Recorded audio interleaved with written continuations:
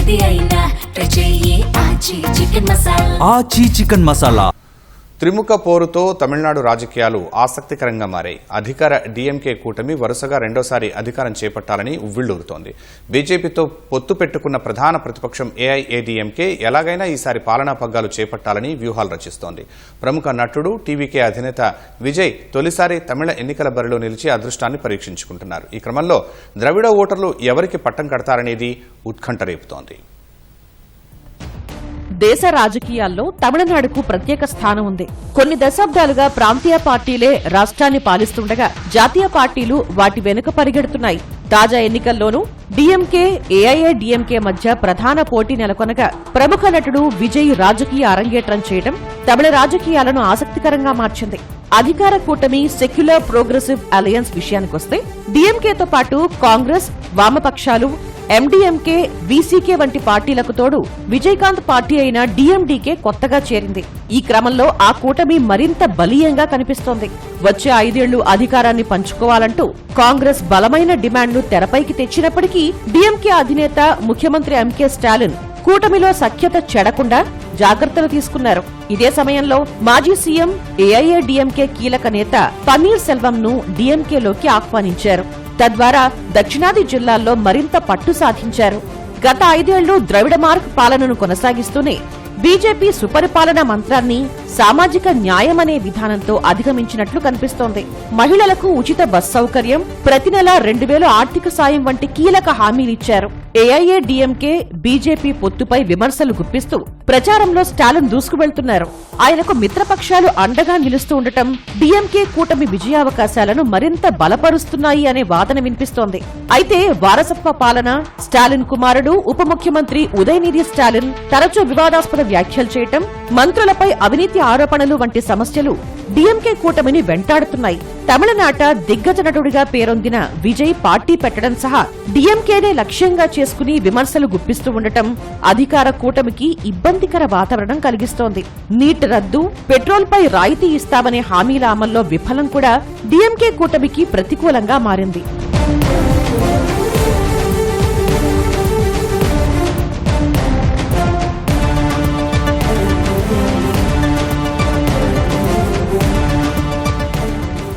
Party అధినేత్రి Jayalalithaa మరణం తర్వాత బాగా బలహీనపడిన ఏఐఏడీఎంకేకు తాజా ఎన్నికలు చాలా కీలకంగా మారాయి. అంతర్గత కుమ్ములాటలు, గ్రూప్ రాజకీయాలతో సతమతమైన ఆ పార్టీ ఈసారి ఎలాగైనా పుంజుకోవాలని ప్రయత్నిస్తోంది. పార్టీ ప్రధాన కార్యదర్శి ఎడప్పాడి పళనిస్వామి అన్నీ తానై పార్టీని ముందుకు నడిపిస్తున్నారు. మాజీ సీఎం పన్నీర్ సెల్వం పార్టీని వీడడం కూడా ఏఐఏడీఎంకేకు నష్టం కలిగించేదే అయినా గ్రూప్ రాజకీయాలకు తెరపడుతుంది అనే అభిప్రాయం వ్యక్తమవుతోంది. బీజేపీతో మరోసారి జట్టు కట్టిన ఏఐఏడీఎంకే శశికళ మేనలుడైన టీటీవీ దినకరన్ పార్టీ అయిన ఏఎంఎంకేను కూడా తమ కూటమిలోకి చేర్చుకుంది. పీఎంకే కూడా కూటమిలో ఉండటం వల్ల తమిళనాడు ఉత్తర దక్షిణ ప్రాంతాల్లో ఓటు బ్యాంకు పెరుగుతుందని అంచనా వేస్తోంది. పార్టీ వ్యవస్థాపకుడైన ఎంజీఆర్ పై తమిళనాట అన్ని వర్గాల్లోనూ అభిమానం ఉన్నందున పార్టీకి కలిసి వస్తుందనే విశ్వాసం వ్యక్తమవుతోంది.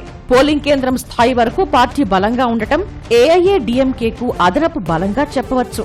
కేంద్రంలో అధికారంలో ఉన్న బీజేపీతో పొత్తు పెట్టుకోవడం, ప్రధాని మోదీ, అమిత్ షా వంటి దిగ్గజాల ప్రచారం కూడా కలిసి రానుంది. అయితే పన్నీర్ సెల్వం డీఎంకేలోకి వెళ్లటం వల్ల ఆయన సామాజిక వర్గం ఓటు బ్యాంకు దూరమవుతుందనే అభిప్రాయం వ్యక్తమవుతోంది. ప్రముఖ నటుడు దివంగత విజయకాంత్ పార్టీ అయిన డీఎండీకేను కూటమిలో చేర్చుకోవడం విఫలం కావడం కూడా ఏఐఏడీఎంకేకు ప్రతికూలంగా మారింది.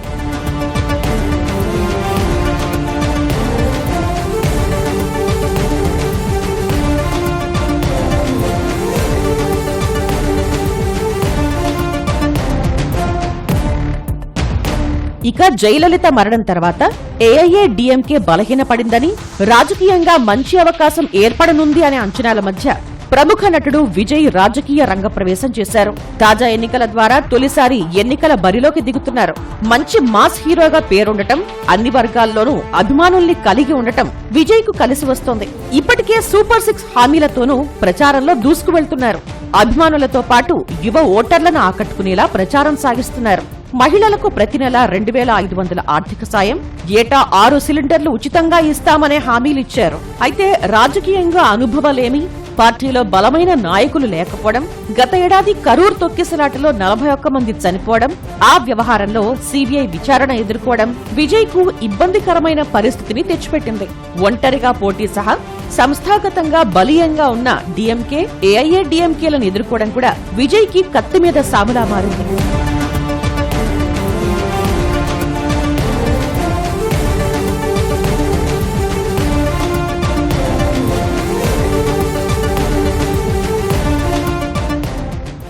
తమిళనాట మహిళలపై హింస పెరగటం, ఎన్నికల హామీల అమల్లో వైఫల్యం, రాష్ట్ర రుణాలు భారీగా పెరిగిపోవడం వంటి అంశాలు అసెంబ్లీ ఎన్నికల్లో కీలకంగా మారాయి. మంత్రులపై అవినీతి ఆరోపణలు, ఇసుక అక్రమ తవ్వకాలు, గంజాయి వంటి సమస్యలు కూడా ఓటర్ల తీర్పును ప్రభావితం చేస్తాయనే అభిప్రాయం వ్యక్తమవుతోంది.